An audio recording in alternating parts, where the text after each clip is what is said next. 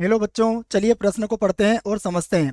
a plus iota B बराबर x plus iota पूरे की घात दो, उसके बटे में है दो एक्स की घात दो प्लस एक। तो सिद्ध कीजिए कि, तो हमें सिद्ध करना है a की घात दो प्लस b की घात दो बराबर होगा एक्स की घात दो प्लस एक पूरे की घात दो, और बटे में है दो एक्स की घात दो प्लस एक, और यहाँ भी पूरे की घात कितनी होगी, दो होगी। बच्चों इस कथन को हमें सिद्ध करना है। तो प्रश्न को हल करने से पहले प्रश्न के लिए हम मुख्य अवधारणा लिख लेते हैं बच्चों, जिसकी सहायता से हम इस प्रश्न को हल करेंगे। तो अवधारणा मुख्य अवधारणा में हम सबसे पहले सम्मिश्र संख्या लिखेंगे और फिर उसका संयुग्मी लिखेंगे, और उसके बाद संयुग्मी के कुछ गुण हैं उन्हें भी हम लिखेंगे।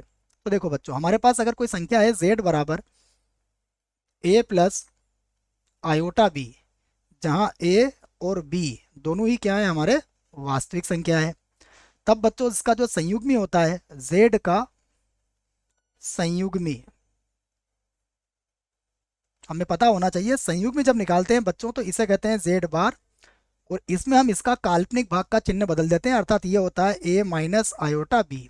ठीक है बच्चों, तो अब देखिए, यदि हमारे पास दो संख्याएं दी गई हैं z1 और z2, हमें ये पता होना चाहिए, मान लो ये z1 है और बटे में हमारा z2, तो z1 और z2 लिख लेता हूँ, इसे 1 लिख दिया है गलती से। तो देखिए यहाँ पर है हमारे पास z2, और मान लीजिए हम इसका संयुग्मी लेना चाहते हैं, तो इसका संयुग्मी क्या होता है, आप z1 का संयुग्मी ले लो और बटा उसके बाद आप z2 का संयुग्मी ले लो। बस ध्यान ये रखो कि z2 का मान कभी भी जीरो ना हो। ठीक है बच्चों, तो इस गुणधर्म का प्रयोग भी हम यहाँ पर करेंगे। चलिए बच्चों, जो प्रश्न में दिया है उसे लिख लेते हैं। तो देखो क्या दिया है, हमें दिया है, देखो हमें दिया है a plus iota B, a plus iota B बराबर होता है एक्स प्लस आयोटा की घात दो के, और बटा दिया हुआ है दो एक्स की घात दो प्लस एक के। ठीक है, इसको बना लिया हमने समीकरण एक। और अब हम क्या करेंगे, दोनों पक्षों का संयोग में ले लेंगे बच्चों। हम लिखेंगे दोनों पक्षों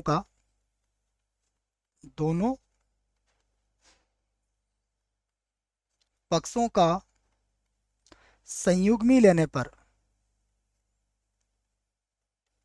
संयुग्मी लेने पर देखो बच्चों, जब हम संयुग्मी लेंगे तो क्या होता है, हमें पता है कि संख्या का जो काल्पनिक भाग होगा उसका चिन्ह बदल जाएगा। तो अब हमें क्या मिलेगा, देखो अब हमें मिलेगा a प्लस आयोटा बी की जगह क्या मिलेगा, a माइनस आयोटा बी। तो अब हम लिखेंगे a माइनस आयोटा बी। ठीक है, बराबर, अब देखिए हमारे पास इधर क्या था, x प्लस आयोटा की घात दो, तो ये हो जाएगा हमारे पास x माइनस आयोटा और इसकी घात होगा दो, और बटे में क्या है हमारे पास, बटे में है दो एक्स की घात दो प्लस एक, दो एक्स की घात दो प्लस एक, तो इसमें तो कोई चेंज नहीं होगा, इसे बना देते हैं हम समीकरण दो। और अब क्या करते हैं, समीकरण एक व दो का गुणा कर लेते हैं बच्चों। गुणा करने पर देखिए, जब गुणा करेंगे तो क्या आ जाएगा, हमारे पास आ जाएगा, इसको मैं लिख लेता हूं, a प्लस आयोटा बी, उसके बाद यहां पर मिलेगा a माइनस आयोटा बी। ठीक है, बराबर, देखिए इधर कितना आ जाएगा, इधर होगा एक्स प्लस आयोटा पूरे की घात दो, और बटे में है दो एक्स की घात दो प्लस एक, फिर गुणा यहाँ पर होगा एक्स माइनस आयोटा पूरे की घात दो, और बटा होगा दो एक्स की घात दो प्लस एक।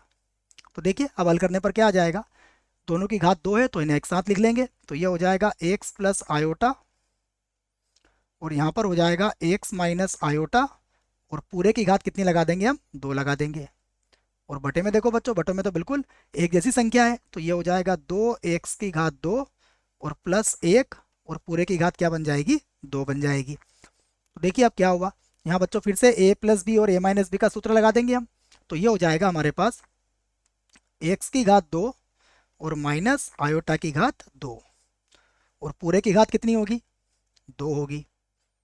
बटे में कितना है, बटे में है दो एक्स की घात दो प्लस एक और पूरे की घात दो। ठीक है, अब देखो हमें पता है कि आयोटा की घात जो 2 होता है, आयोटा की घात 2 किसके बराबर होता है, -1 के बराबर होता है। तो देखो ये क्या बन जाएगा हमारे पास, ये बन जाएगा हमारे पास x की घात 2 और ये +1 बन जाएगा।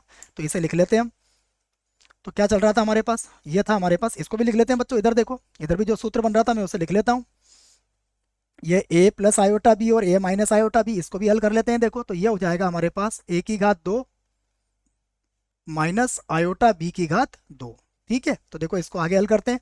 तो ये होगा a की घात 2। अब देखो जैसा मैंने लिखवाया आपको, आयोटा की घात 2 किसके बराबर है, -1 के। तो ये बनेगा प्लस b की घात 2 बन जाएगा ये देखो। ठीक है, अब देखो इसी प्रकार इसको भी आगे लिख देते हैं। तो यहाँ पर क्या बनेगा, a की घात 2 प्लस b की घात 2। तो यहाँ पर क्या बनेगा, x की घात 2 प्लस 1 पूरे की घात कितना हो जाएगा, 2।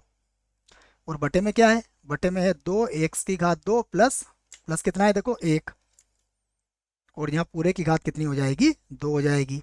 अब देखते हैं बच्चों हमें सिद्ध क्या करना था, हम एक बार मिलान कर लेते हैं।